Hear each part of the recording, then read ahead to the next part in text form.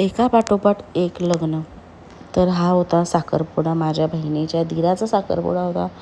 तो जस्ट मी तयारी केल्याने आम्ही निघालो साखरपुड्याला. आम्ही पोचलो तेव्हा तिथे कोणच नव्हता. साखरपुडा दुपारचा होता, खूप ऊन होता आणि सगळ्यात आम्ही पोचलो.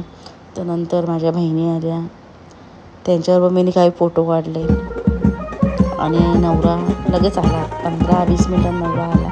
तेव्हा नवऱ्याची करोली कशी नाचते, आम्ही पण थोडा नाचलो. ते नवऱ्याची करोली गोल्डन साडीवाली आणि नाचून वगैरे झाला. आम्ही मांडवात बसलो. मांडवात पण आम्ही काही रील्स काढले.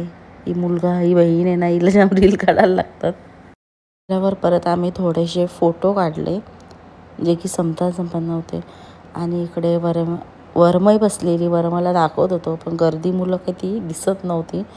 म्हणजे आम्ही थोडं मागं बसलेलो. तिला आम्ही बोलतो इकडे पण तिचा काही लक्ष नव्हता. मेकअप बघा, तिचा फुल मेकअप होता. आणि नंतर आवाज दिला ना तेव्हा तिने बघितलं आमच्याकडे. असते बघा अशी ना. इकडे साखरपुडा सुद्धा झाला. नवरा नवरीने अंगठ्या घातल्या आणि परत आम्ही थोडासा फोटोशूट केला. म्हणजे फोटो काढलाच पाहिजेत नाही का. फोटो नाही काढला तर कसा होईल काय कार्यक्रमात. आणि इथं परत वरमाईची मीनी रील काढली. तिला बोलले तुझा एक रील काढतो. तर तिने पण मस्त रील्स काढला. तर व्हिडिओ माझा आवडला तर लाईक करा, शेअर करा. नवीन असेल तर चॅनलला सबस्क्राईब करा. बाय.